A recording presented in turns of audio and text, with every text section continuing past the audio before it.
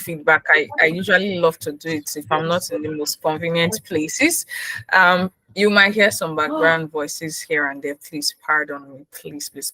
We have a situation in my country, so we're not allowed to like move about like that. Otherwise, I would have gone to where I usually go. There's a place I usually go. So please bear with me in case you hear some background. The people in my background, please. Okay, Rachel, thank you. I think we had some persons from the previous call. If you can drop it again, I'll be most excited to read from you. Let us know where you are joining us from. Rachel from Oshogbo. We're happy to have you here, Rachel. Oladipupo from Nigeria. We're happy to have you here, Oladipupo. Hafso. I hope I pronounced your name correctly, though. Hafso from Ibadan. We are happy to have you here. Sunday from Ibadan. What's happening in Ibadan today? Hey, we're happy to have you here. Joseph from Lagos, Miriam from Lagos, Kafaya, Lagos, and say, Opo. We're happy to have each and every one of you. Olamide from Ocean State, Akinle from, is that you take people from Lagos to introduce themselves, people from Ibadan will introduce themselves, people from Osun State to introduce themselves. I like to see it. Adewale from Dublin, we're happy to see you too. If you know anyone that should be here that is not here, please do well to share this new link with them. Or if there's someone that you shared the previous link. Okay, Adewale from Lagos and Ibadan, beautiful. Augustine from Abuja, we're happy to have you here. If there's someone you shared the previous link with, please help us share the new link with them as well. The new link will be dropped again in this comment section. In case you've previously shared the old link, you can just reshare this one with them again. Without wasting much of our time, I want to especially welcome you to the March edition of our soft skills webinar for the data analytics elite company. In case you don't know us, data analytics elite, we are committed to making you a grounded data analyst. We are not just committed to teaching you the technical skills that is required. We are also teaching you the soft skills to what you need to succeed as a data analyst, irrespective of whichever field you choose. You might decide to be a sales analyst, a financial analyst, health analyst, working in Canada, working in Nigeria, working in any of the European countries, working in any of the Asian countries. We just want to make sure that once you come in contact with us, you become better than you met us. So with that regards, we have specially created today's session for you, and it is titled Revamping Your CV for Global Opportunities. Revamping your CV for global opportunities. It's going to be an interesting conversation, trust me, because Adewale Yusuf is pumped up and ready. Please, my network is really bad. I hope that you'll be able to stay through this session. But if you had registered, we should be able to get the recording across to you. I hope that there won't be any challenges doing that. So we have Adewale Yusuf on the call who will be walking us through this amazing session. And please, as we are having this conversation, if you have any particular question in mind that we will not cover or we didn't cover in the session, I would recommend that you write them down. In fact, start writing them down. If you hadn't written any question down before, it's best you start writing them down now. So when we go into the session, you can get insight. And then if there's anything that you had bothering you that we did not mention in the course of this session, when it's time for the Q&A session, you can easily just ask your questions. So I want to be sure everyone is following me. Just give me a thumbs up or a yes in the comment section. Let me be sure everyone is following me. You can drop a yes or you can drop, okay, thank you, Samuel, Francis. The thing is just coming like it's rushing. Thank you. Okay, DBC, you have your hand raised. I don't know if that's an error. If it's not an error, do you have a question? No, it's an error. Okay. I don't have a question. Thank you very much. Okay, so without wasting much of our time, first and foremost, my name is Ejirogene Pepper. I know most of us already know me, but if you don't, that's my name. That's what I do. I'm currently living and studying in Russia. And I'm happy to do this with each and every one of us every month in and month out. And of course, we will not be here without the intellectual prowess of Iremide Olatunji, our amiable CEO, managing director. She wears many hats. Iremide was super blessed to have you lead us in this great feat. Thank you for all that you do. Now let's get right to it. We have our amazing guest Adewale Yusuf, who will be introducing himself shortly. Will tell us about what he has done, what he's doing, and where he's currently at his career, and then we'll just jump right into the panel session. Mind check, Adewale. Please don't be humble. Tell us everything, because I saw the pictures of what you did like 2 or 3 days ago. Don't be humble, so that please, let's hear you, please. Please, can you hear me clearly? Clearly, I like that smile. It's the indication that you should not be humble. Tell us everything we need to know about you. Yeah, making me blushing actually. Okay, I'm just going to share my screen a bit. I think I'll be more convenient with sharing screen. Just give me a second, please. And let me know when you can see my screen.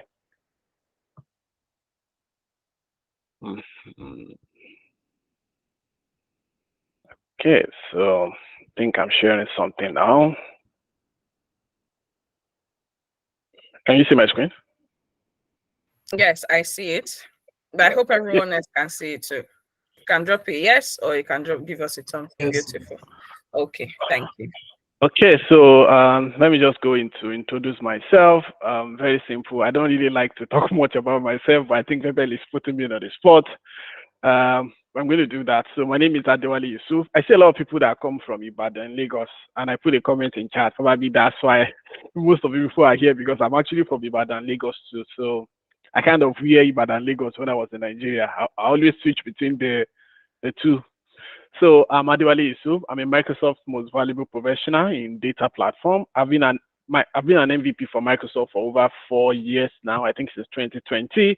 I'm also a Microsoft certified trainer. I train for Microsoft as well as a certified trainer. I've trained over 3,000, if not more than 3,000 participants, including senior management on data engineering, data analytics, and data science. I've built a lot of robust analytics solutions for clients across various industries and practically across the world. I'm a convener and the lead of Power Platform user group in Nigeria, Lagos, and also in Ibadan. I'm also one of the co-organizers for Dublin Fabric user group.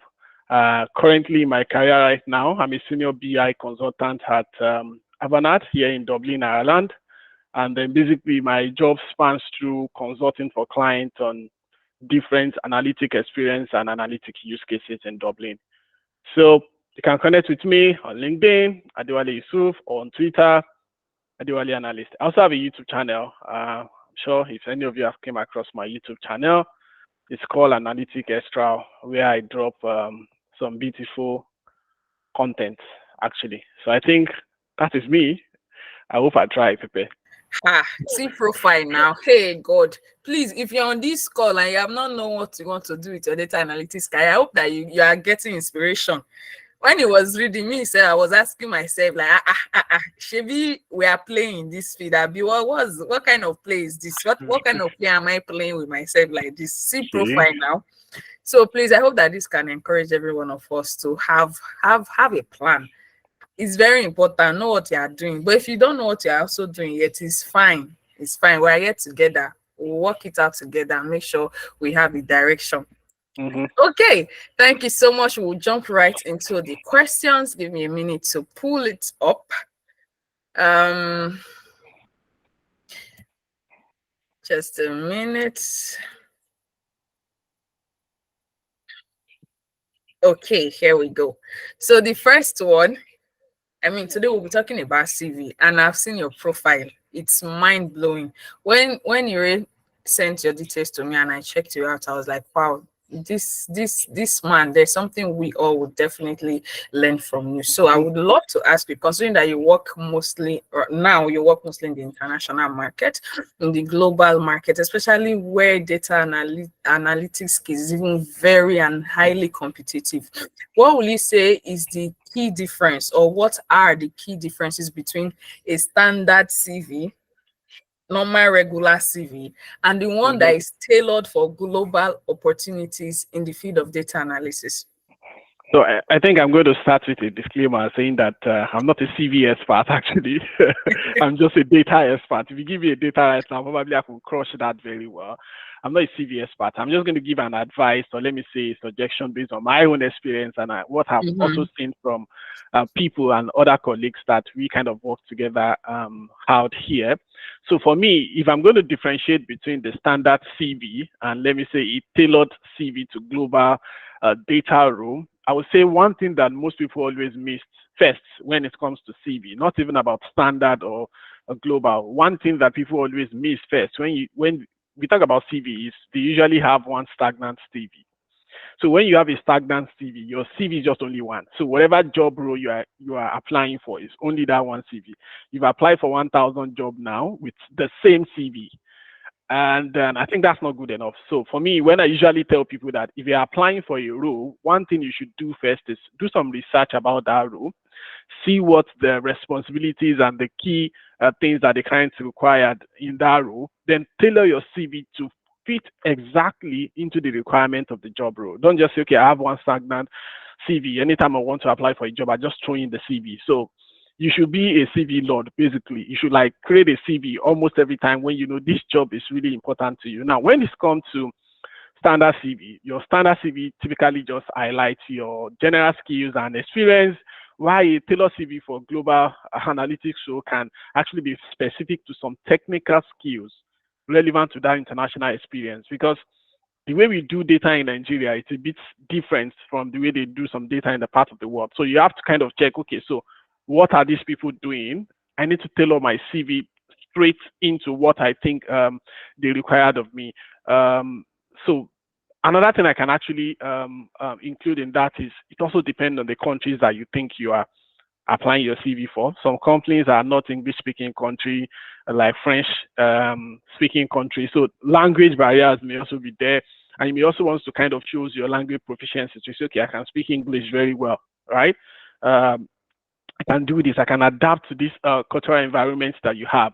So that's the difference between your standard CV and an international CV. So international CV is not just your regular CV. It's a CV that you tailored directly into the requirements of the role. And I think that's actually put you on a very, very high probability of getting the job. Yep.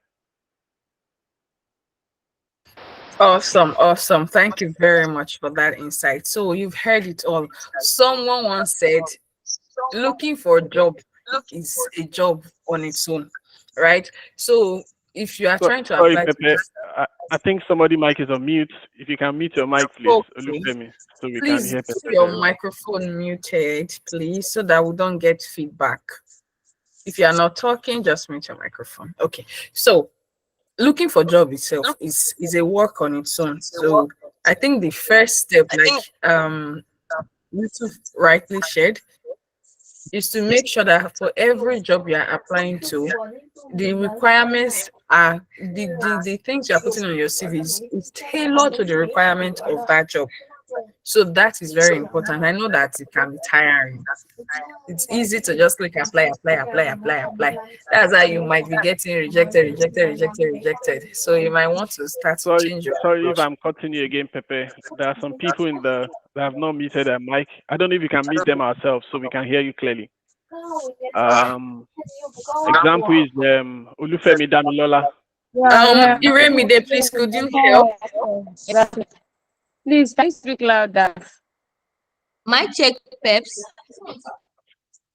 Please could you help me unmute the audience? All There are right, some I'm persons with doing an that now. open mic. Thank you. Yep. Sorry about that, everyone. So yes, so please, you have to be willing and ready to put in the work. Okay, we'll move on to the next question now. Can you share insights? I know that you've worked with a lot of recruiters, you've worked with a lot of managerial staff. Can you give us insights on what recruiters and hiring managers look for in CVs when considering candidates for global roles? Okay. Now, in terms of that, I can say, so when we talk about data, actually, there are different arms in data, right? There are the data scientists, we have the business intelligence, we have the data analytics, we have the data engineering. Although we kind of do something I noticed while I was in Nigeria is we do a lot of jack of all trades, right? So we do almost everything. So you are the same person that will learn SQL, you will learn Power BI, you will learn Tableau, you will learn Excel, you think and learn Azure, you learn Power Platform, it's good for us, right? Because it helps you gain a lot of diverse experience. Say, okay, so I have little experience in this, I have little experience in that. But one thing that these people that I've noticed that these people in the part of the world kind of value the most is mastering something. Just master one thing. Be a master on something. Although you can have an idea about different other tools, but you need to master something, right? So master one. So if you are applying for a job that is related to Power BI, let's say you're a data analyst. Now, a company in the US or probably in the UK or in Canada need a data analyst. And not just a data analyst, they need a specific data analyst on Power BI, right? Because that's the tool that they use in their organization. Some company they say, okay, we need a specific data analyst but on Salesforce. It's still data analyst, but what the tool they use in the organization is Salesforce. Some people use maybe Tableau. Some people use even ordinary Google Sheet or even Excel, right? Now, one thing that I think most of these recruiters look for in your CV,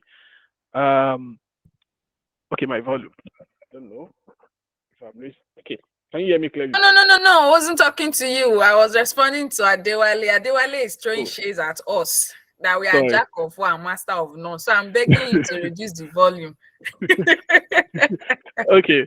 So one of the things I think recruiter kind of look for in a CV is the specific technical skills that match the requirements that they are asking for. So if I want to hire a data analyst based on Power BI, I want to see what you've done in Power BI. I want to see your proficiency in Power BI.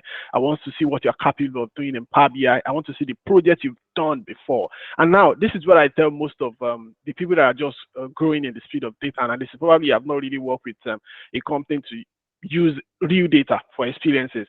You can get all these different demo data from Kaggle or somewhere online. Put a portfolio, keep a portfolio. And this is where I usually tell most of my students. If I give you a job opportunity, there's a lot of people that come to me, I need job. Now, somebody reach out to me, we need somebody. Now, I want to recommend you. The first thing the person is going to ask you is, what have you done? Right? So what have you done? What do you have in your portfolio? So you should be able to show something clearly to say, okay, I have done this. This project I have done from this A to Z. Right? So the recruiter is going to kind of look at your CV. They don't want to look at the plenty English that you have there. Remember our standard CV where we say you can multitask, you can do this, your hobbies, nobody care about your hobby. What they really care about is most especially is the technical skills that you have, right? They want to look at that because you're applying for a data analyst job, right? So they want to look at the projects you've done. They want to look at what you've done before. They want to look at maybe some soft skills as well. Say in terms of communication, can you communicate very well? Can you work with team? Can you work with teams? Now I'm talking about starters now for people that are just beginners. Now for people that are probably like in a senior level role, right? If you're applying for a senior level role, like you need to kind of have leadership experience, not just technical experience, because people are no longer looking at technical experience anymore if you're applying for a very, very senior role. Like for me, if I remember my interview stage, I think I did over 6 interviews when I was applying for my current job. And this particular job, we did not talk about anything technical in most of my interviews, because what my interviewer was just asking me is, Adewale, we know you, we've seen your work, we've seen your YouTube channel, we've seen different things you've done. We just want to be sure that you can manage a team. We're going to assign a team of like 10 or 15 people to you. How are you going to manage them, right? So another thing that people look out for is leadership experience. They want to know how you can control these people, how you can actually manage a project, how you can work together with people. Because one thing is, you can't do it alone, right? Even if you are very, very, very good, because you know SQL does not mean that you enter a company that has a data engineering department. You now want to prove that you know SQL. No, you have to stay in your lane. This is not what your department does. There is another department that does that. So you need to know how to collaborate with them.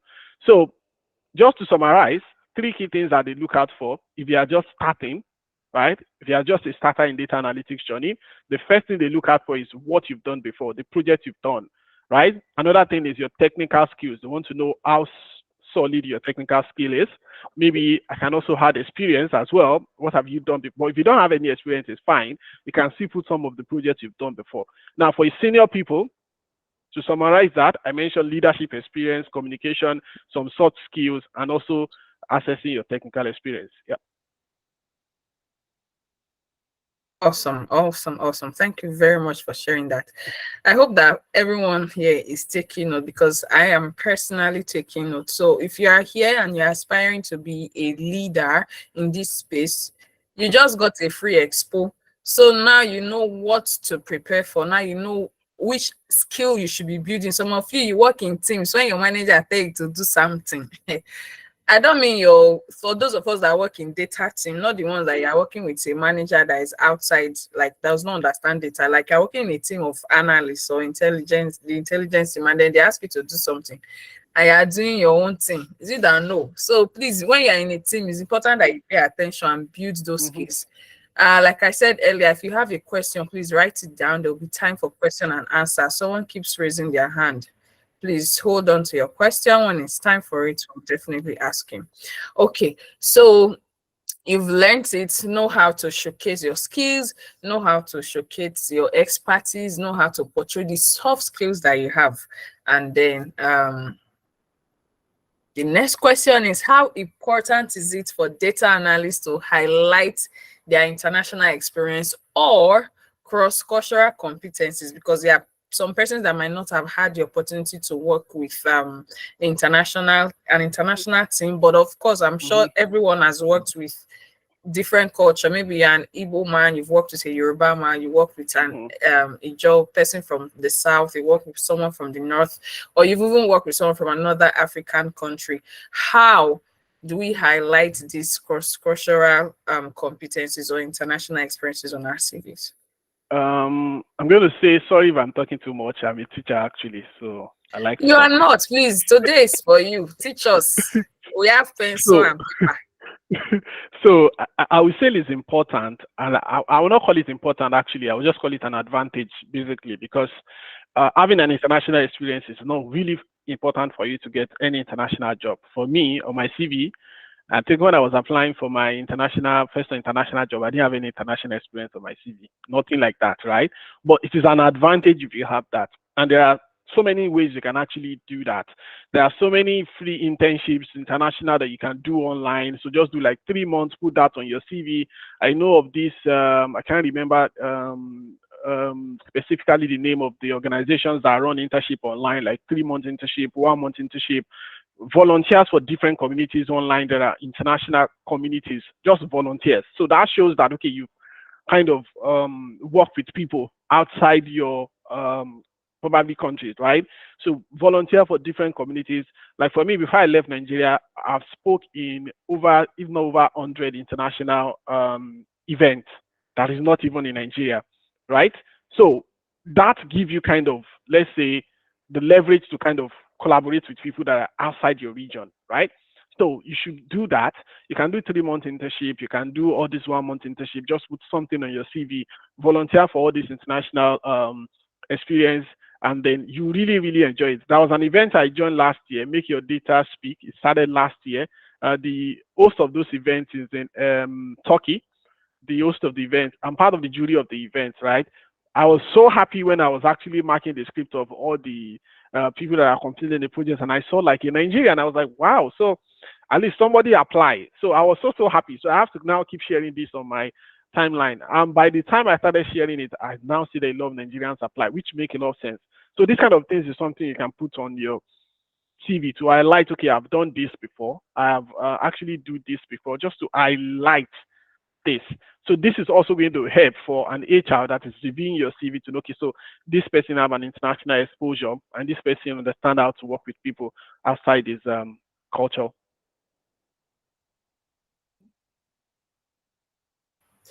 Awesome. Thanks for sharing that. So you've heard it. It's not like it's the most looked after, it's not like the most sought after, but it definitely give you an advantage. And he has also shared how you can do that if you can. Volunteering is a great opportunity. Jump on opportunities you see. There are international organizations that are looking for people to help them sort out their data, help them create dashboard, help them run some analysis. You can volunteer at your free time, and of course add those projects to your portfolio or your CV as you prefer. Okay, the next question will be, are there specific sections or elements? This is very important for me. I'm sure there are others that might have also thought of the same. We have portfolio, we have resume, we have CV, we have websites, everything.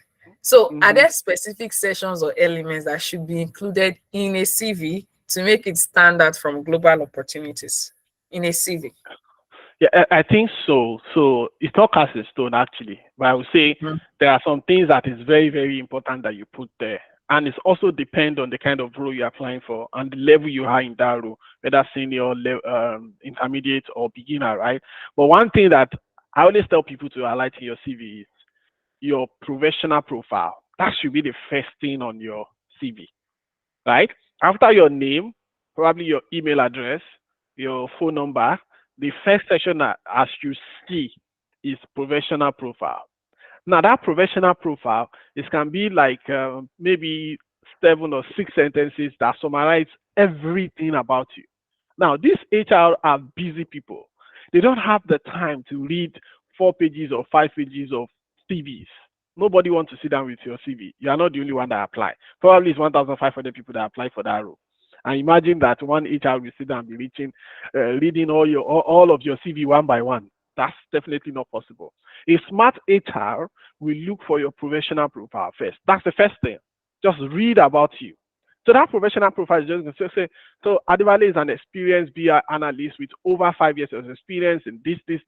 He has developed projects for ABC and D Limited, and he has do this. He's very proficient in skills like this. Just me saying the 5 statements alone, I have saved the HR the stress of looking through all my CV. Now, if the HR is interested in that my professional profile, which is the first one, then it will now go down and start looking for, okay, so what is my qualifications? What's my educational background? So what is my experiences? What is my skills, right? Now, after you put your professional profile, another thing that people highlighted a lot is experience. That's the next thing. So what is your experience? I've worked in this particular company. Now, don't just say I've worked in First Bank as a customer service. Even if you work in the bank as a customer service, but you are applying for a data analyst role, you should be able to tie that customer service to something related that you've done in data analysis. Right? Even though, well, I'm not sure if that is an expo or something. You should be able to tie it to say, okay, while I was a customer service in ABC Limited, I've done this to help the data analytics department. I've gathered data for this. I've used Excel for this. Just highlight key things that you've done in the role that is tied to the the requirements of that role that you're applying for. So you've listed your professional profile, then you put in your experiences. After your experiences, you highlight key things you've done in that experiences, right? Then list all of them. In fact, let your experiences be more. If you've worked in 3 or 4 companies, let everything be there. Just say, okay, let me just put 2. No, put 3 or 4, right? After that, then you now come down into your education. So I have done this. You don't need to write plenty story about your education. I know some people that would go and say, I was the president of my department when I was in school. I was a class rep. I've done my assignment diligently. You don't need all that. The only thing you need probably is just, you've gone to school. You have BSc, yes. You have HND, okay. You have masters, put it there. Right? After you've put your education, another thing that I now advise people to put a lot is something we call skills, and I can say maybe probably I should call it skills and projects or something related to portfolios, right? So okay, so this is everything I've done. I've done this. If you have a lot of certifications like Microsoft certifications, those are the aspects where you list everything, skills and certifications. Okay, I've done PL 300, I've done PL 400, I've done PL 100, I've done this. So list all of those things there, right? Those are the sections that I think it is very important. Sections like references. If your recruiter need a reference, they will ask you. You don't need to put it in your CV. Nobody need your reference. Hobbies is waste of time in the CV to be putting. I like hiking. Did you want to be hiking a job? I mean, you want to be swimming at where you are working. So sections like swimming, hiking, those things are really, really not necessary. So focus on your professional profile, your experiences, your education, and then your skills and certifications. Yep. Interesting. So please take a moment to check your CV. If you know that you wrote I like cooking, I be cooking and swimming, cooking and swimming, please take them out already. Because you know where you will cook on your when you're working on data sha, but not that kind of cooking. Right. Thank you very much for that insight. Talking about technical skills and technical expertise, what's the most effective way for us to showcase our technical skills and proficiency in the CV? Like the software we can use, how good we are with using them, how do we showcase that efficiency, that proficiency effectively? I think it's by listing your portfolio or probably the project you've done, right? Because sometimes it's not just enough to say I am good in Power BI, I am good in SQL. I can use although it's good you list them there. So these are the tools that I can actually work with. But sometimes to give your recruiter this kind of confidence to say, let me call this person for an interview, you need to show what you've used that tool for, probably a project, or let's say a portfolio. To say, okay, I have done this with Power BI. Click here, click this link to view what I've done. I've actually attended one interview before, I think probably 4 years ago. It was actually one of the bank in Nigeria. I don't want to mention the bank. So I was invited to the interview without my CV itself. I think somebody recommended me in the organization. I was invited. I was like, okay, the person just called me, Wally, you need to come here, blah, blah, blah. I joined the interview. Now, the person asked me, can you use this? I said, yes. Have you used any of these tools before? I said, I just dropped some links in chat. Okay, so these are the projects I've done before based on these tools that you have. The person clicked the link. They all view the report and they see the project and portfolio and they were like, no, we want to. They did not want to ask any question. Immediately they see those things, they say, no, we want you. Eventually, I didn't accept their offer because the offer is not kind of in line with what I want at that moment. So I did not accept the offer. But when they click that, they could see that, okay, so this person have done this before. This person have done this. For this person to do this kind of thing, then what we really want to give him is just bread and butter, right? So what you should highlight in your CV is those projects you've done with those tools that you think that you said you are proficient at. You are very good in SQL. Have you done any project on SQL?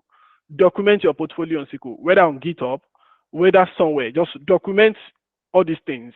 Put a link inside your CV. Your recruiter can click on that link and they will go and check. You've done Power BI, put a link there. They will click on that link. They will go and check.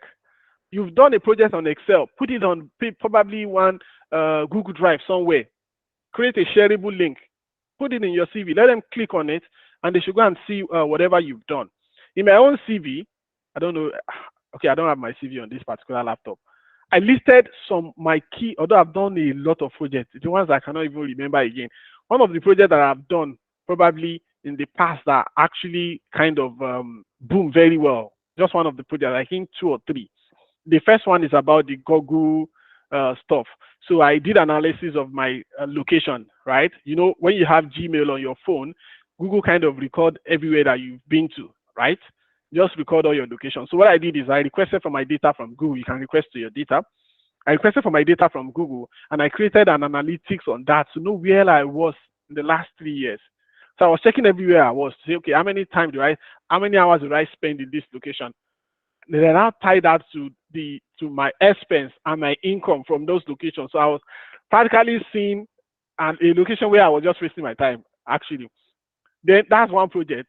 Another project that I did that was very well is the project I did for TVC News during COVID time. Then I think it was 2019 to 2020. I did a COVID dashboard, and then you later showed the dashboard on TVC News. That's what most people are using to record COVID then. So that dashboard was one of my great projects that has a lot of engagement. So I put a link to that too. on my CV.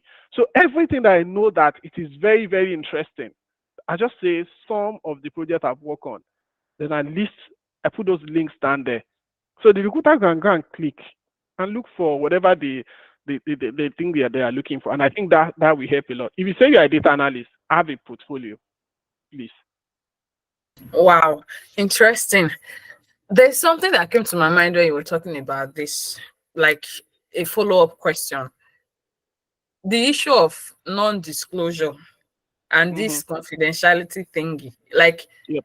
is it okay for I work on a project for my company? Is it okay for me to put the details of that project, like the dashboard, in my portfolio? Or do we just take snapshots and say, oh, this is what I worked on? Or you put the live project there? Or do you do like what's the word now? Like a replica. Maybe you look for public data and then you do a replica of that project. Or will you recommend us to put those information there like that? I'm just concerned. No, I will never recommend putting an information of your company or a client on your CV. That can actually land you in prison. Yes, actually. So you should never, ever, and ever do that. The only thing you can do is to mention it in your CV. Even when you are mentioning it, it is really not important to state the name if it's international. If it's local within Nigeria, you can state the name there that you built this solution for. This solution is all about, okay, let's say I build an HR analytics solution for the HR department in my company, ABCD. That's within Nigeria, right? Sometimes if you're applying internationally, you don't need to mention the company name. You can just mention probably their sector. You can just say, okay, I build an HR analytics solution for an oil and gas company. This solution spans through this. You just put an explanation of what that solution is all about. You don't need to carry confidential reports, or let's say confidential projects, and you put it right in your CV. No, you should never do that. Although you can do a replicate of that with a dummy data, probably outside. Just get the dummy data, replicate that. Don't do anything that has your company logo or your company data or your company whatever. So you should never ever do that. You are breaking an NDA.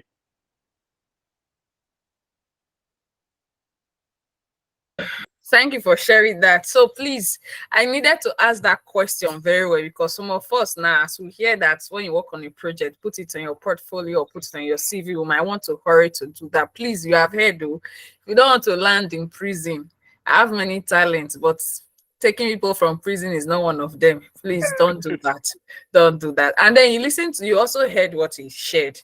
He requested for his data from Google. I think the last guest we had did the same thing with her account, where she got her bank statement and then she created a dashboard for herself. So be creative. You can use your bank. You can even use your airtime. Ask MTN. I don't know if they have that kind of thing, Sha. Tell me how much I've spent on call or whatever. Just be creative and try to do something personally.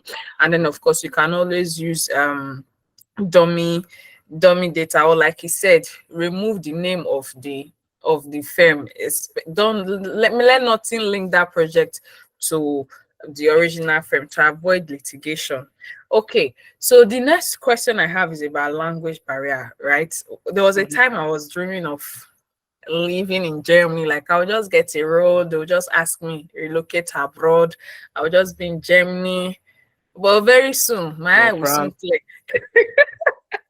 I was so clear that it's not just about the dream. So for people like us that we want to be in those places, we want to go to either Europe, you want to go to Asia, you want to go to the Oceania, not necessarily the America, or even want to go to Quebec. I think they speak French there.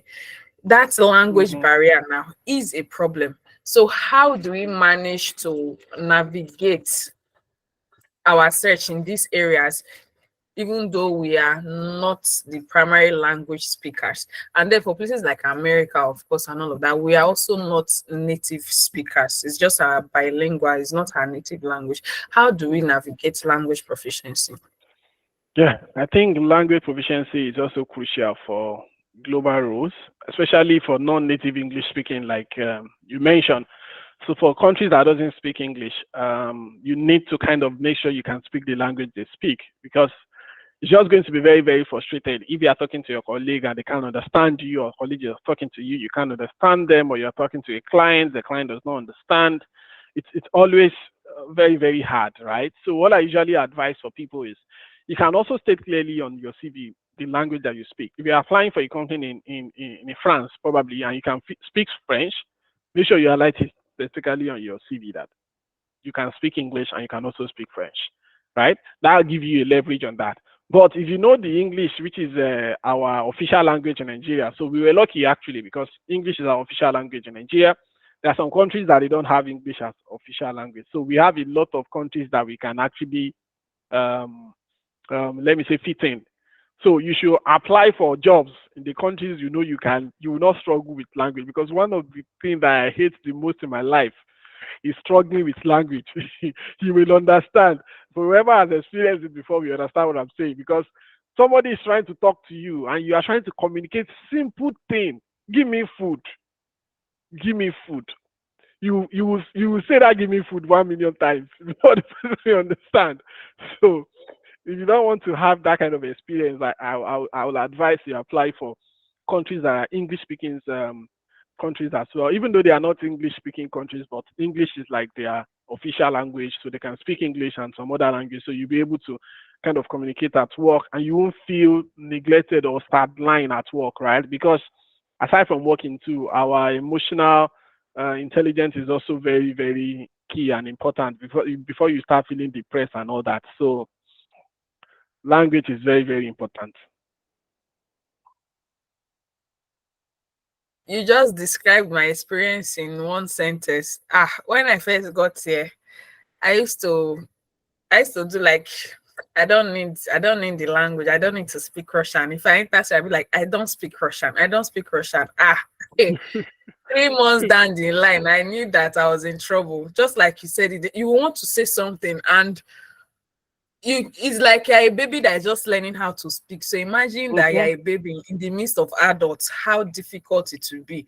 And then when you even try to use translation, like translator app, it will only work for you if you're having maybe a cordial social engagement. Imagine you're at work and you have to speak with your manager, you now bring phone and you want to translate. So please, it's good you go to English speaking countries, except you understand those languages. Or you can also learn. There's room for learning. If you want to visit Francophone countries, if you want to work there, you can start learning the language now. Or if you want to visit any European country, you can start learning the language already, because trust me, it's a serious barrier, except maybe for some few international organizations that will allow you to speak English. So thank you for that insight. But the next question is, Russia is going for me. We thank God. We had an attack yesterday, but thank God we are fine. Wow. Yes. So thank you.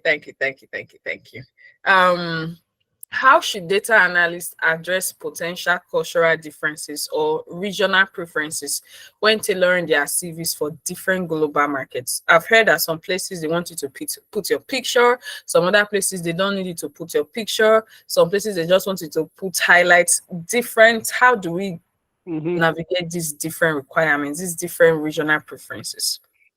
So I think basically for me is there are some CVs that are acceptable everywhere, like the one I've mentioned. You can never go wrong. Put your professional profile. Yes, you should never put your pictures. I've always seen people putting their pictures on CV. You should never put your picture, right? But you can put a link to your probably LinkedIn. Now, one thing, so let me mention LinkedIn very well, because I know a lot of people focus more on their CV, but they leave their LinkedIn, right? Make your LinkedIn very, very optimized too, very, very clean. Because if anybody is making research about you, okay, let me give you an example of a lady. Her name is Maureen. I'm sure most of you probably know her. She's into Tableau, so she's like a star in Tableau, Maureen. So she and the other guy, what's his name again? I can't remember. They invited me for a session, right? And he kind of made a research about me before me coming into the session. So where do you think she will go to? The first place she will go to is LinkedIn, right? So she went to LinkedIn, started making a lot of research about me. So for my LinkedIn, you can actually go to almost everywhere. You can go to my YouTube from my LinkedIn. You can go to my Twitter from my LinkedIn. You can go to my portfolio for my LinkedIn. You can see where I've worked for my so my LinkedIn space is like my CV, right? Because everything that is about me is there. So you can put a link to your LinkedIn inside your CV, so that somebody click on that and they can go to your LinkedIn. They see your pictures. They see almost everything about you. They see what you post. They see how you interact with people. Now, another thing I'm also going to mention, right, when it comes to CV, it's not just about CV too. It's about yourself too as well. How you are taking your profession serious, or let me say your learning serious, right? Or how you put yourself out in the market, right?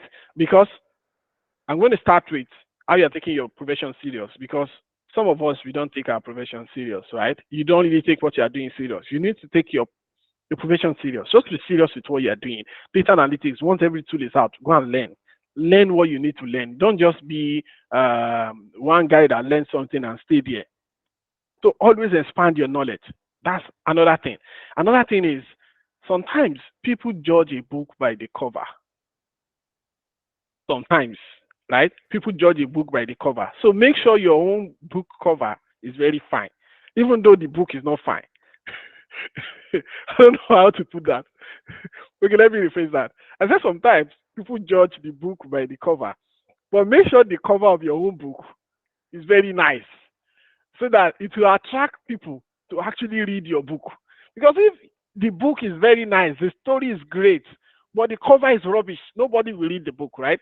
So make sure your own cover is very, very nice. And what I mean by your cover being very nice is your LinkedIn should be on the point, your CV should be very clean, on the point, your professional life online should be on the point. Like for me now, I differentiate my professional life from personal life.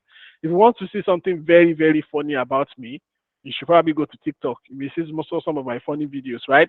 If you want to see where I'm very, very structured professionally, if you go to LinkedIn, I've never posted anything aside from professional settings, right? So because I know that is where most people make research about me, right?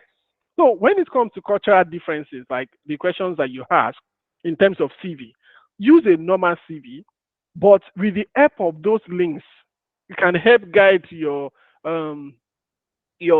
recruiter to access whatever they want to say about it. And the reason why I mention all those plenty stories, because sometimes it's not just about the CV.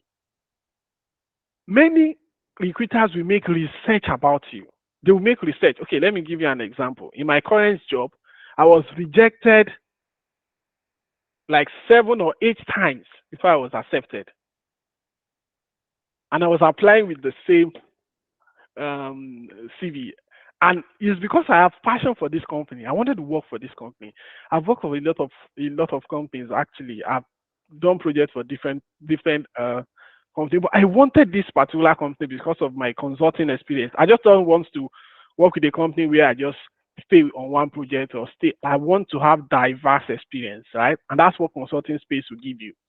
So I've been applying for this company over and over and over. They will reject me today, I will apply again tomorrow. They will reject me tomorrow, I will change my email address and apply again. They will reject me, I open another email address, I will apply again. Right? So consistency sometimes is there. It's not just about your CV sometimes. It's about how you polish yourself. Now, if you are now lucky enough to get an interview, my brother or my sister, make sure you kill it. That's how I'm going to stop, Pepe.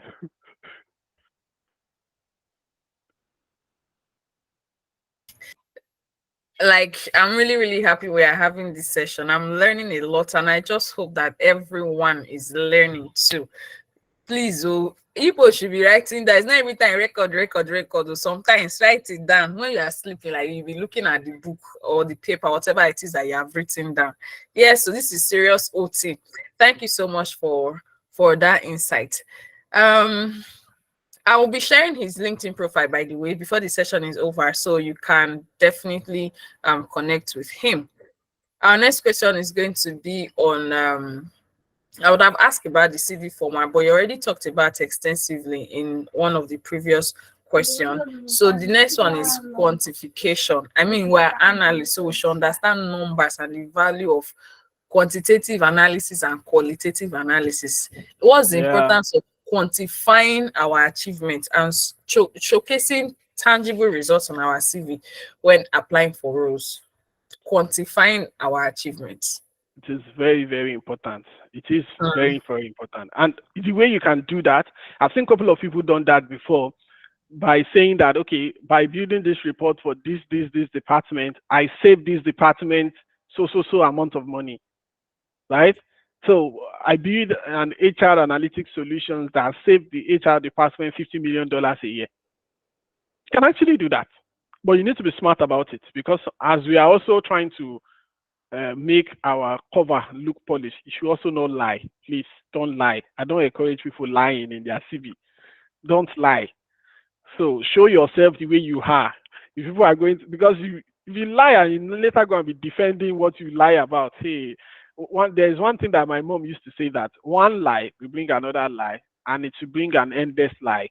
Because when you lie once, right, and you wanted to defend the lie, you will lie again, and you still want to defend the lie that you lie, you still lie. So you continue lying. So it's to result to an endless lie, right? So you should quantify that. You can actually do that. You can highlight some tangible results to demonstrate the impact of the work you've done, right? Probably in a global context, in the work context, to say, okay, I've done this, that saved this, I've done this, that saved this. So I would say it's a very good one. Beautiful. Thank you for that insight. I want to ask this question. I'm seeing that there are a lot of questions in the comment section. Yeah, I I think don't we want may us need to to waste round up any. so we can Yes, answer yes, their yes. own I questions. want to just ask this so that we can move. If not, you know me, now, I have plenty of questions in my in my back pocket. So, but I would love us to just ask this one before we move on to the audience, and then if there's time, we can definitely come back to this. Mm-hmm. I want to talk about storytelling, yeah, because Okay. I've seen a lot of videos and they talk about how you tell story with your data, how you do this, how you do that. How, as a data analyst, how can we use effective storytelling or our narrative techniques to make our CVs more compelling? Is that even possible? I'm going to think about that one very well now. So, storytelling, storytelling is great, but when it comes to CV, right? The Mm-hmm. example of storytelling that I can actually give is that people highlight some problem solving skills in their CV. They should highlight some problem solving skills, some collaborations, how they've collaborated with people, and the successful projects they've overcome. Because it's very good you tell a story in your CV, most especially when you later find an interview, right? It's very good you understand storytelling. Because if you don't tell your story very well, you'll be surprised that somebody will tell the same story in a very sweeping manner that people will see it and they will enjoy it. Now, let me give you an example. Um, okay, let me skip the example. I don't want to disclose it. So it's very, very important to tell a story, right? You just need to tell that story very well. You know, I mentioned something about you've done a customer service before. You need to tie that customer service with what you've done in data. So anything that you did that wasn't related to data, you don't need to do that. So you need to tell a story in such a way that okay, I've done this to support this. So that way you are telling a story to tell whoever is reading your CV that you've done this to tell your story better. Yep. And I think that's it. But in order to round it up, before we start answering people questions in the chat, I think I'll just round up with the thing that I have in my mind about common mistakes that people made when writing CV, right? Or common mistake that I think that people should avoid, right? The first one I'm going to say is providing much relevant information. I think I've mentioned something like that before. Provide information that are relevant only, right? Don't, any information that is not relevant, don't don't provide it. Just leave it, right? But if an information is very relevant, provide it. Make your CV short. It should not be too long. A CV should not be more than 2 pages, no matter how long you want to write your experience. Make sure you compact it into 2 pages. Before, my CV was like 6 pages. I was so tired that how did I want to do my life like this? I have to talk to a couple of friends, and I started finding a way to short this myself and just make sure that I compact it into 2 pages, right? Now, another thing is I know about the trends of AI ChatGPT and the likes nowadays. I know about all that, but always avoid using that because sometimes when you go to ChatGPT and you just draft an experience based on what you've done before, you notice that sometimes some HR has some application that can actually detect AI draft tests. So avoid that mistake as well. Another mistake is failing to tie your CV to specific requirements that you're applying for. You know, I've mentioned that that was the first thing I mentioned, that you should tie your CV to whatever requirements that you are applying for. Now, another important thing is failure to show some soft skills.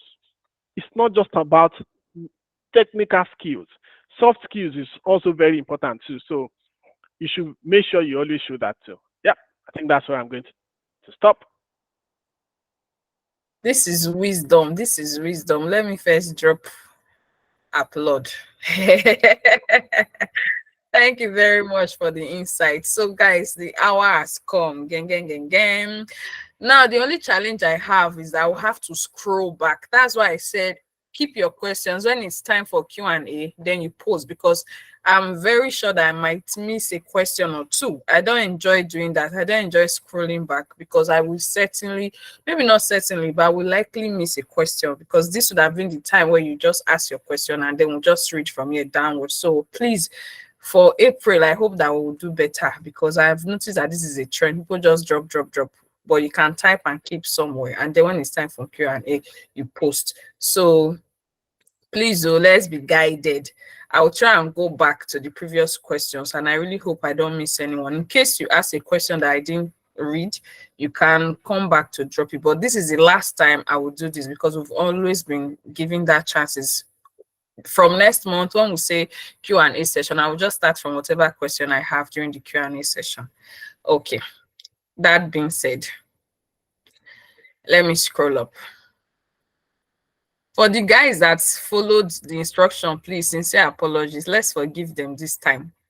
Please allow me to scroll back up. Probably you should take people that raise their hand first. Okay, while I scroll back here. Yep. Let me see what we have. Okay.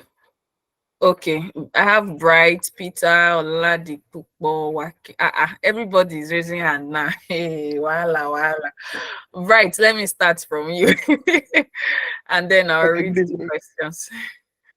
Good afternoon, Mr. Yusuf. Afternoon. Good afternoon, Pepe. Hello. Good afternoon, sir. Actually, my own is not about CV, but I want to ask a question about dashboard or report. Because yesterday, me and my friend were discussing, we are on a long call talking about dashboard design. So she was laying more emphasis on aesthetics aspect of it, while I was laying emphasis on bring out the key insight and trying to solve problem. So I want to ask, which is more important? Is it designing the dashboard aesthetically or bring out key insight and trying to answer the question? So I think both are more important, right?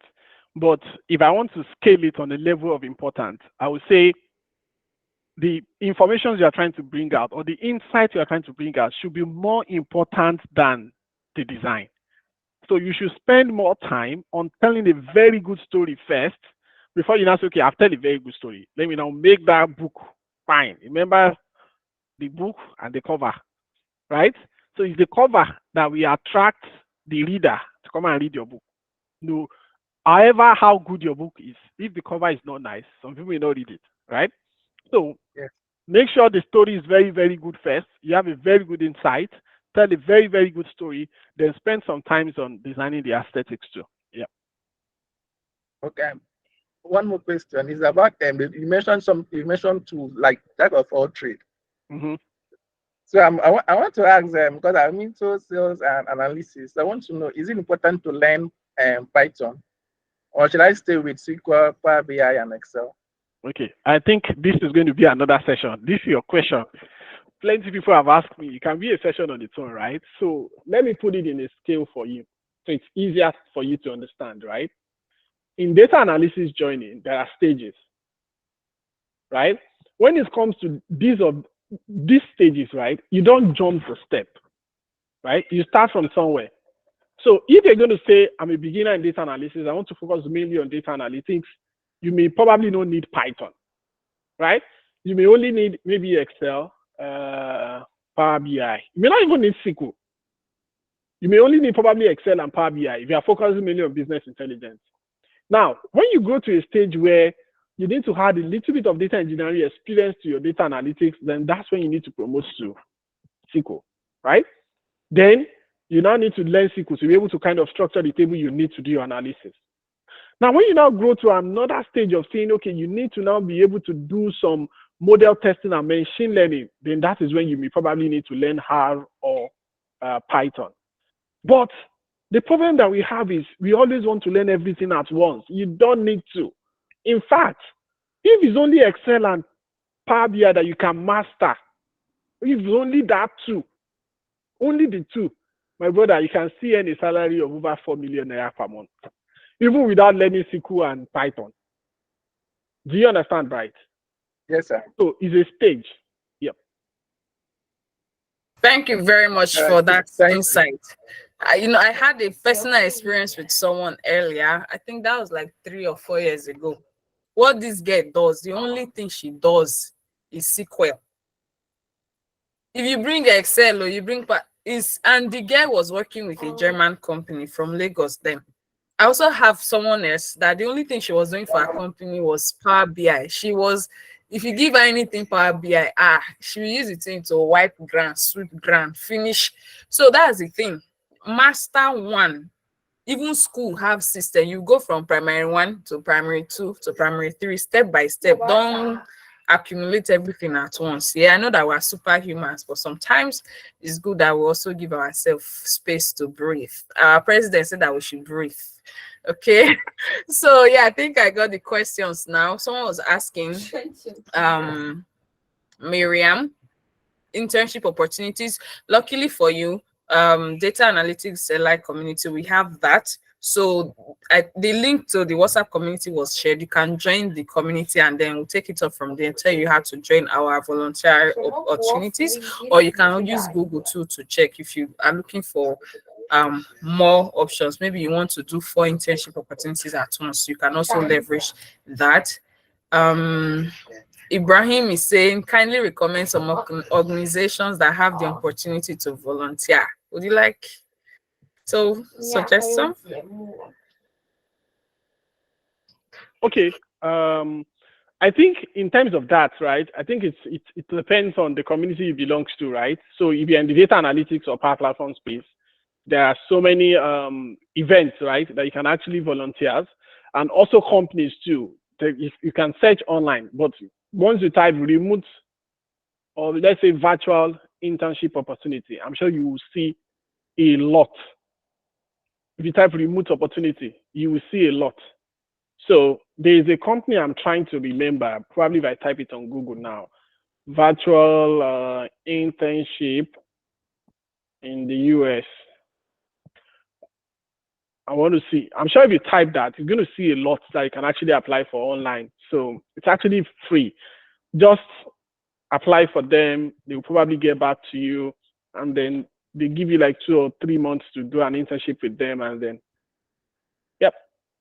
Awesome. Thank you. Again, please, you can join our data analytics alike community. We have a reward problem for you to solve.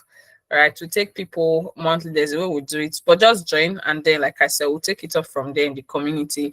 Olamide said he or she has been applying for remote volunteer opportunities. Yeah, so if you listen during the question and answer process, I'm sure we already addressed this, the step that you can use, and just some seconds ago we also talked about this.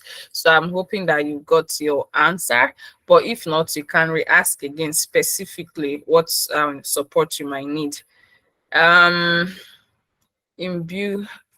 Okay, Adekboju is asking, how do we build those links in our portfolio? I guess you were not in the last class at Adewale. I would recommend that you watch the video because it was extensively dealt with how you can link up your your projects in your portfolio. Like you said, you don't have to put everything there. Just make sure those links, those information are available. When you put that link there, should take them to here, and when they go there, they should be able to navigate to other places too. So you can watch the previous session on how you can build those links. If you have any specific question aside that, please do well to ask again. We'll be happy to answer. Okay. You said we should leverage on a particular tool, but what can we do about job requirements that do ask for Python, visualization, SQL, and the likes? Because this do cause headache. Sunday is asking. I think the kind of job that asks for that are 100,000 and 200,000 jobs. Those are nonsense jobs. Oh my God. I want to get to this your level where I will look at offer. I'll be like, nonsense. Why you people waste my time? I'm not interested. Hey. So one thing I usually tell people is good job will not stress you. Just can write that down. A very good job will not stress you. Any job that is stressing you from interview stage, just say it's a rubbish job. So yeah. Right. So Sunday is only in Nigeria you see that kind of job. But we're in Nigeria Sunday, so please don't worry, keep going at it, yeah? God will do it for all of us, and we'll get to where we want to get to eventually. Mubarak is asking, how can we fight against the phobia for posting our project on social media, such as LinkedIn, and how do we compose our write-up technically? I think you should never have a phobia of posting, right? Because one thing that always a lot of people usually do is they don't want to post because they are afraid of the comments, the rejections, probably the view of people on whatever you've done. Please don't have any phobia. I usually host data analytics sessions for corpers every year. And one thing I usually tell all of them is that even if you do rubbish, post it online. Now, one thing that you've done is that you are documenting your process to say, okay, I've grown from here to here to here to here, right? Now, people will know you because being active on social media is also very good. Because for me, I don't used to be active on social media like 2016, 2017. I like doing my things on my own. Before a friend of mine I said, you're doing a lot of stuff. You need to start making use of social media. You need to have the habit of posting your project, whether it's good or not, volunteering for different things. Because let's say I want to recommend you for a job now, and I have so many people in my mind. The more active you are on social media, that is what will keep your name on my mind, because I've seen what you've done. I know this person, he has done it obviously, so I can actually recommend him, right? So keep doing what you are doing. I attended a session last week, the Dublin Fabric User Group.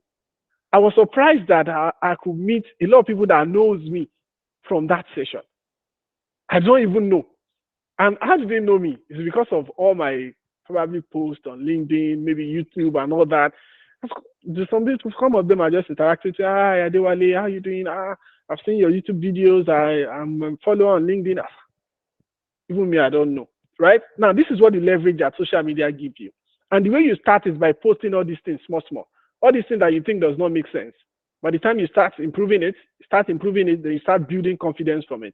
So don't ever have a phobia of posting your progress on social media. Beautiful, beautiful. At this point, I'll borrow Nike's slogan.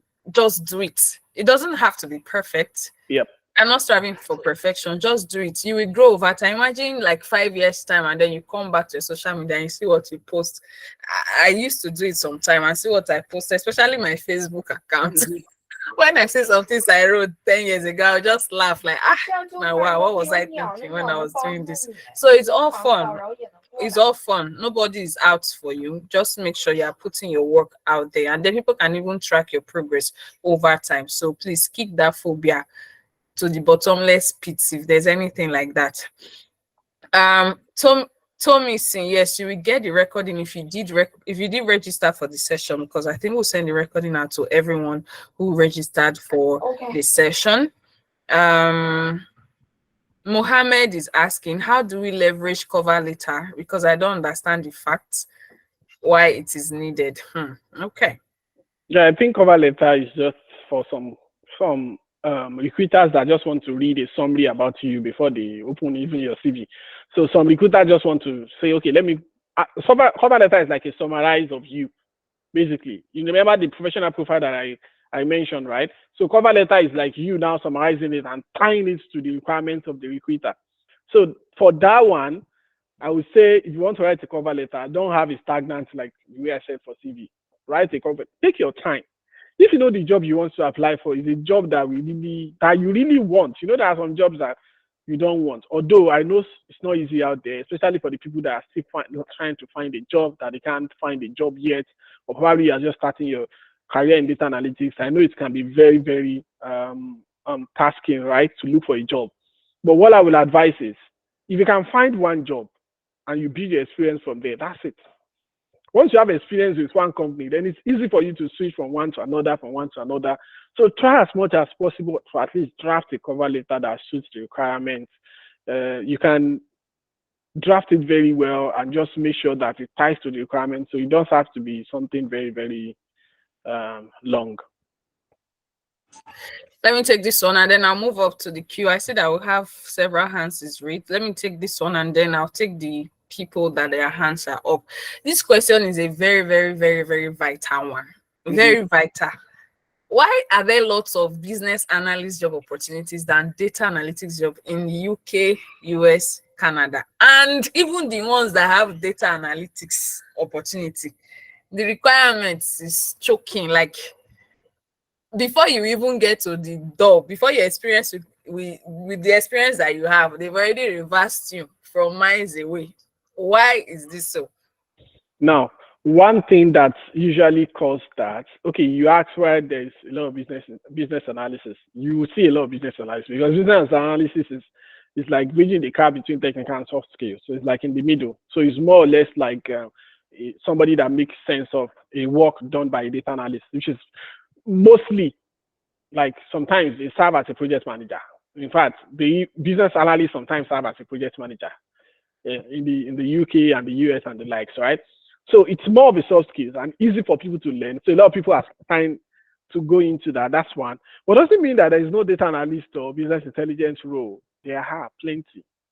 But the issues that most of these companies abroad have is, number one is many of them don't have the capability to pay for relocation. So they don't want to pay for the relocation. So immediately they see your CV, they will even discard it. Did you have the right to work in the US? Once they see you don't have the right to work in the US, the system will remove you by default. So if you're applying for international role, before you even apply, don't just be applying, no, you need information. And what information do you need? The information is that this company that I'm applying for, do they usually sponsor people? So if it's a company that takes people outside their region, then you should go for it. Some companies don't do that. No matter how you apply, they will never take you because they don't have the budget to pay for the location.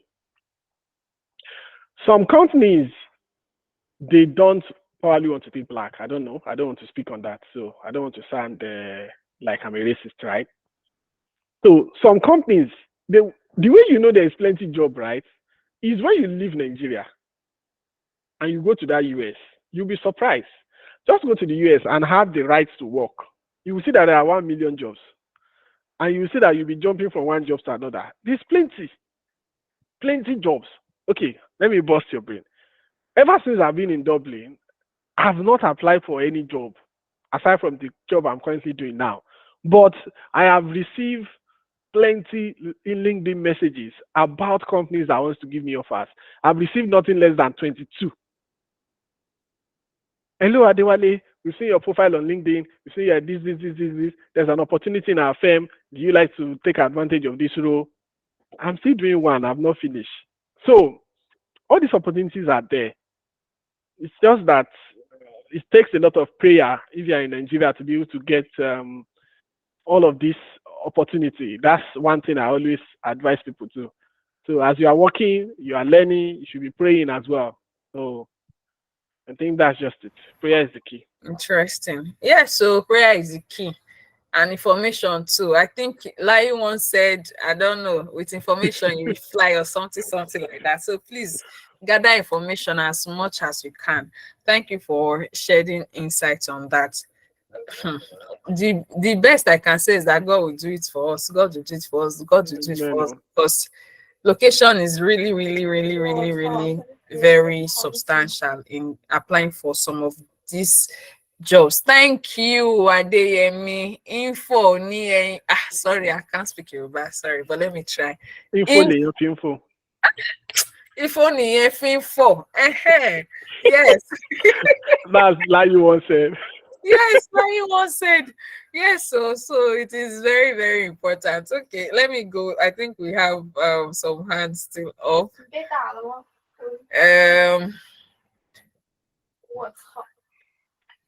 I don't know how many hands we have.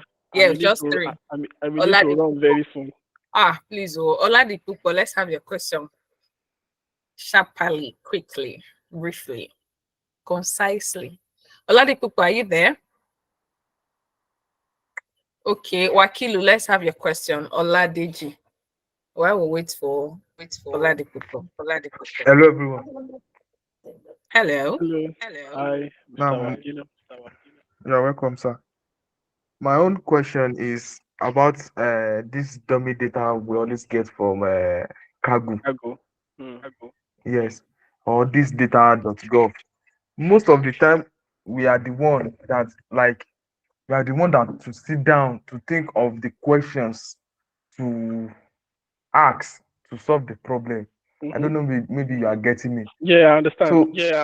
So most of the time, it always give us a kind of headache. You have to think and think, like, in this data, what are the insights am I going to derive from this data? And it's only give me a lot of problems, seriously.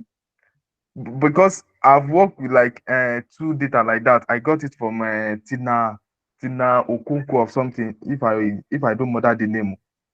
Tina, yes. Tina Okonkwo. So in the data he gave during his boot camp, he gave us the questions to answer. So, and I think that is kind of like very easy for me to like do the analysis. But me getting the data from this Kaggle, you have to like think and think again. Sometimes I do delete the data set. Wakilu, sorry to interrupt you. Sorry, because of time. Yeah, we run very soon so that we can take as much question as we can. But I think that your question is clear.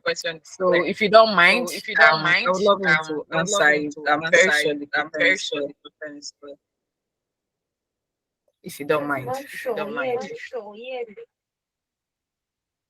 Okay, so Wakilu, sorry to cut you short. We are just trying to make use of our time the perfect way, right?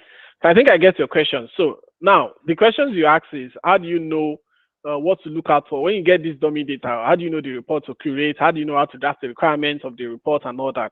So one thing I usually tell people, domain knowledge is important, right? And the easiest way to get a domain knowledge is this. Let me just tell you the easiest way. Now, if you download a finance data, just a finance data from Kaggle or HR data or sales data, the first thing you should do is go to Google, type a small questions in Google and say, what is the important metrics for a salesperson? Or what does a salesperson require? What does a salesperson like to see? All these things will kind of help you on the questions to answer. You download an HR data, go online and say, what is the most important metrics to an HR? What does an HR like to see in a report? Right? When you put all those things, it's help you layer down most of these things the questions that you want to answer. Another thing that I usually advise is variance is always good. Anything you do, always do variance. Right? It's always a good way to differentiate. Yep. All right, thank you very much, Wakilu. I hope that answered your question. If not, you can just type it again. Oladipupo, if you are here now, you can ask your question. Otherwise, Mubarak, please unmute and ask your question. Good afternoon. Good evening, madam. Good evening. Yeah, I have to commend my boss, thank you very much for everything. This is your boy, Mubarak. Thank you very much, sir, for being there for me. Yeah, sir. I want to ask this question, sir. How do I analyze or get an insight about my report? Like maybe I've created a dashboard, and how do I actually know in specific order? How do I create the report? Like a kind of description, this is a description and everything I want to say about the dashboard I've done. Let me try to rephrase that for you. Probably my understanding is different from yours. So, do you mean how do you kind of get the insight, the dashboard you create? How do you get insight from it? Is that what you're asking? Yes, sir. Okay. So, I think there are different ways to that, right? You can know yourself. If you're analyzing a sales data, you should be able to see the trends of an organization to say, okay, so from 2010 up to now, how is their sales, how is their revenue has been? So you yourself, you know, okay, they should be able to see, okay, what's the trend of their revenue? That's if you have a trend in your report. They can also say, okay, in all of these years, which month is giving them the higher revenue? So you can check a lot of things yourself to say, okay, in 2010, it seems that this company is making revenue in this than this.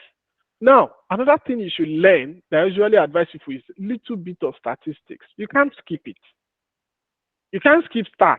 You need to learn a little bit of statistics. There are times you need to know when you need to use average and when you need to use it standard deviation.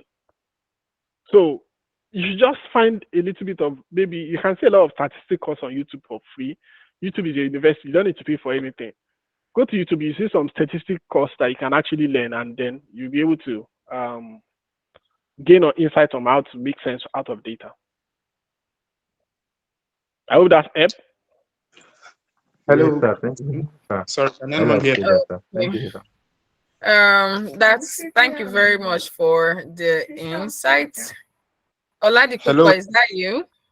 Yes, yeah, I am. Can anyone hear me? We Sorry, can can you hear hear me? you. I'm very sorry. I had the network the other time. So what I want to ask, good afternoon, or whatever the time You is should there. have waited for us to call you now. You just Kingdom of God suffer violent, take it by force. You just take it by force. Oladipupa, be I've calming been down. trying to. Sorry, I'm I very sorry. understand. Well, first of Uh, all, let's round off with Mubarak. Mubarak was a question answered. If not, please you can retype it in the comment section. But I hope that it was answered. Let's hear you, Yes, Oladipupa. ma'am.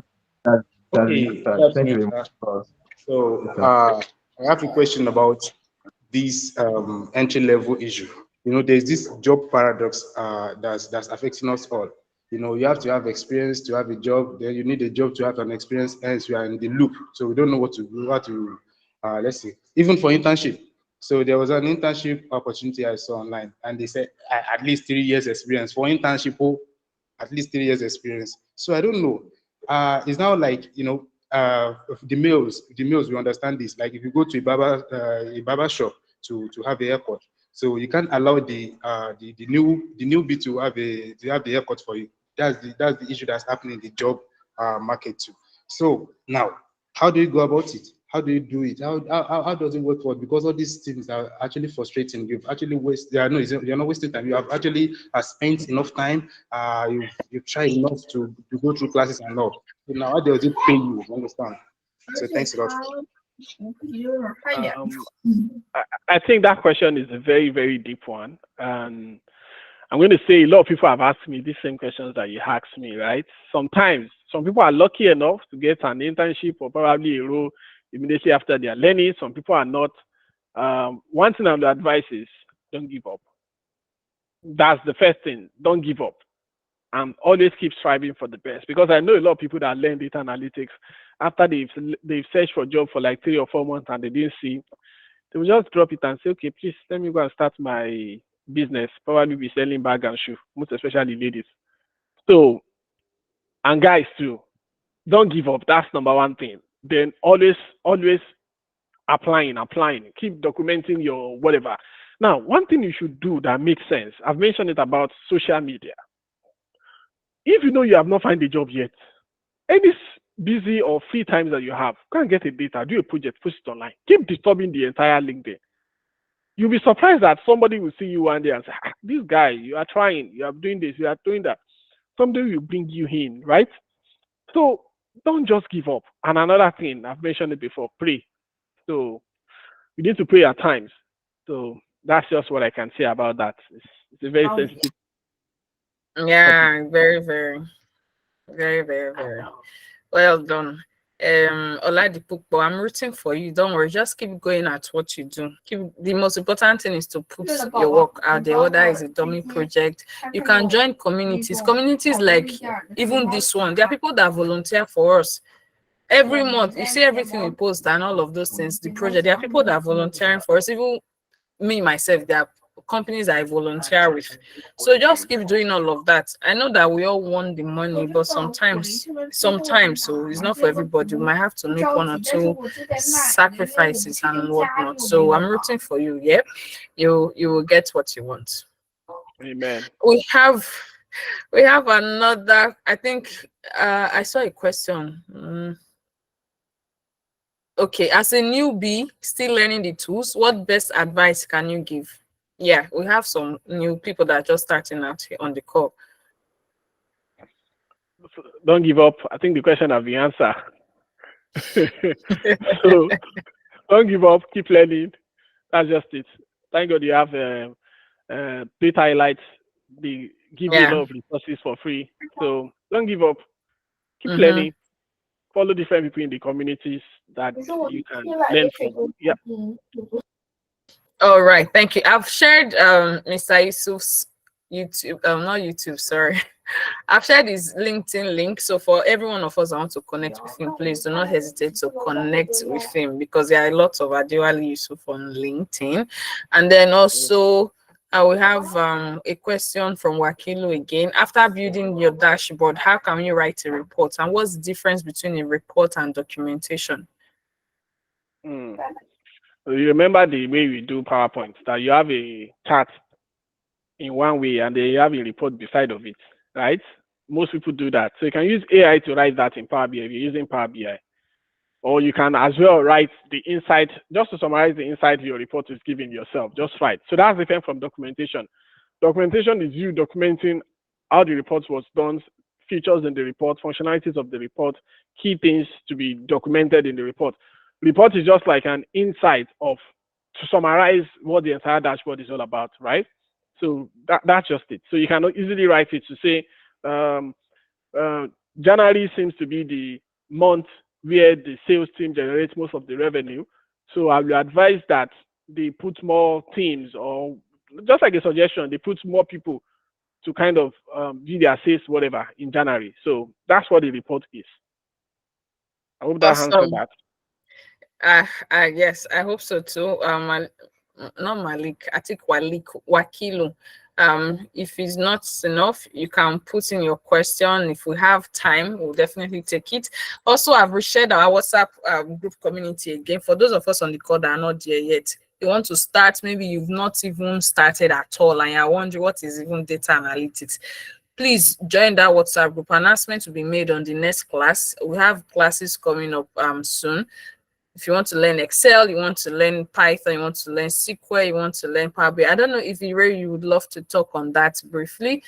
We have classes that are upcoming, and then we'll be excited to hold your hand through it. When you join the community and when you register for any of our classes, there are benefits that comes with it. For example, you get assigned to a mentor. Beautiful, no worries. You get assigned to a mentor, someone like Yusuf that will coach you and hold your hand to make sure that you will learn this thing by fire, by thunder. They will not let you go. Yeah. So it is very, very important to join the community and then register for any of those classes. We'll also help you work on projects, can help you prepare for certifications if it's something you are interested in. There are some of our courses that come with preparation for certification. But if you want it as an added value, in case the course you are registering for doesn't have that, we can definitely make preparations or make accommodations for that. Because of time, I would love us to draw the curtains, because trust me, I've been enjoying this session. It's been an amazing jolly ride, and I wish it didn't have to end, because I know that we'll still have questions. I saw that some hands were still raised, but sadly, this is where we'll have to stop for today. And of course, you definitely meet us again next month. We'll have another topic packed. But maybe if you have my details, maybe LinkedIn or WhatsApp, you could send me your questions, and I'll see if there's a way I can reach out to you. So Yusuf is a very, very busy man. Let me just tell you the honest truth. But I will try and maybe pass the question over to him. It's not a promise, it's not a guarantee. If it's possible, then I will give you the feedback afterwards. And then please, he has also shared his YouTube link. You can also go there and learn a thing or two from what he's sharing. You can even observe the page, see how he does what he does, and if it's something that interests you, you can use that as a guide to also start putting your work out there in the different platform available. So I would love every one of us to unmute and say a very big thank you to Mr. Adewale Yusuf. Please unmute your mic. Thank you. Thank you very much, Thank you. sir. Thank you. Thank you very much. Thank you very much. Thank you. Oh, see our I'm Thank you scared. so Thank much. you very much, Adewale, for this Thank session. you Thank for you, the wonderful class. Pepe. Thank you. Thank Thank you. you. Thank you so much. God bless you. Thank you. I really enjoyed the I think we session. should start a choir because we have still fine voices now. Iremide, let's start data analytics choir group. Hey, Egbamike. See our voices so fine. Thank you. Okay, Pepe, check the group, check the chat, and thank you, Mr. Wale. Okay, thank you very much, everyone. We've had an amazing session. Do it to enjoy your evening. Make sure you stay safe, and I wish you a beautiful week ahead. Cheers for now. Yes, thank you very much, everyone. Thank you, Pepe. Thank you, Mr. Adewale. Amazing session. Thank you so much. God bless you for coming. Christopher, this name rings a bell. Why? So you want that money to Eric, can you stop recording? Yes, can I know one please leave? Maybe I'll end it for everyone. Okay, yeah, that's also possible. I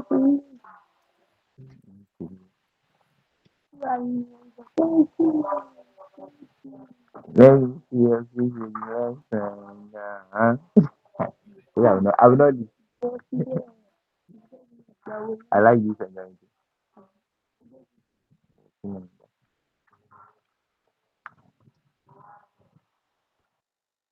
And some people have slept on the call. Can you imagine? Okay. Some persons have slept on this call.